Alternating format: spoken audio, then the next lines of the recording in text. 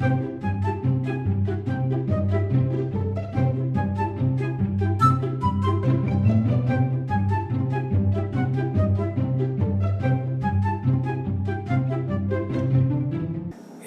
and welcome to another episode of Spoon Wand. Connor here, enchanter of the edible. Today we will be constructing pasta from its constituent elements, of which there are two. Flour and eggs, and that's it. First thing to do, you got flour in a bowl. You're going to make the flour itself a little bowl by just making a little depression in the middle. That's where we're gonna crack our eggs. So crack your eggs, put them in the bowl. At this point, we're going to deviate from our MO a bit and set the spoon wand to the side. We'll bring it back at the end, but for now, just put it away. I realize this may be concerning for some of you. Just remember that there are only 2 ingredients, so we'll probably be okay. You will need a fork, though, and later, a rolling pin. The next step is to use the fork to whisk the egg into the flour, like so. And you're going to want to add flour to the mixture kind of as you go. Okay, it's starting to take on a dough-like quality, so we're going to move this to the cutting board, putting the flour down first. Now you just kind of start kneading. This takes a little bit of time. Just kind of fold, press, fold, press, fold, press, forever.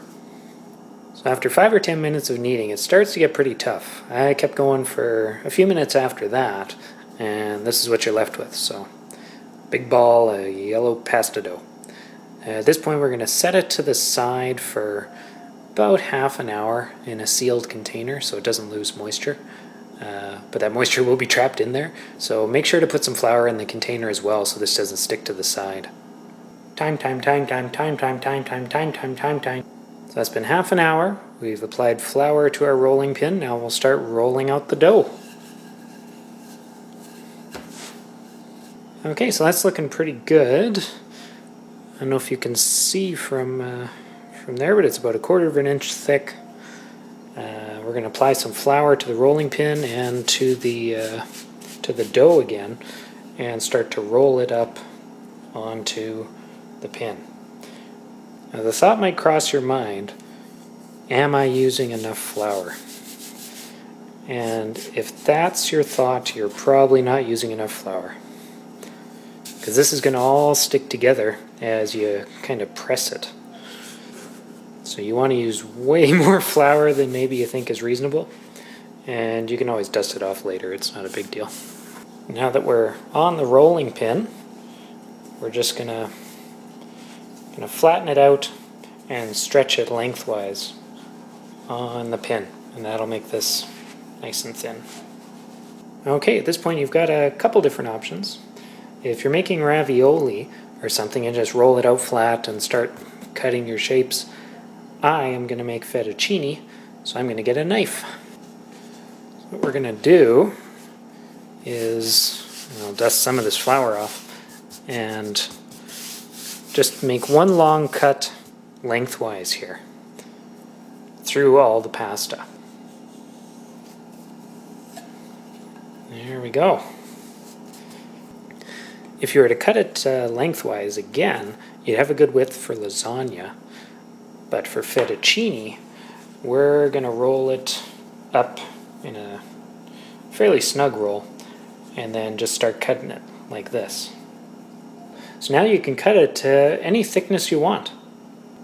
And since we used a lot of flour as we were putting it on the rolling pin, it all unrolls easily.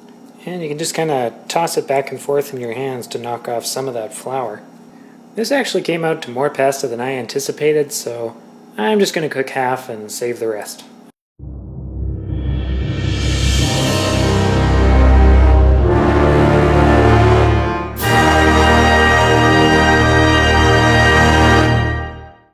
Let's get the spoon wand again.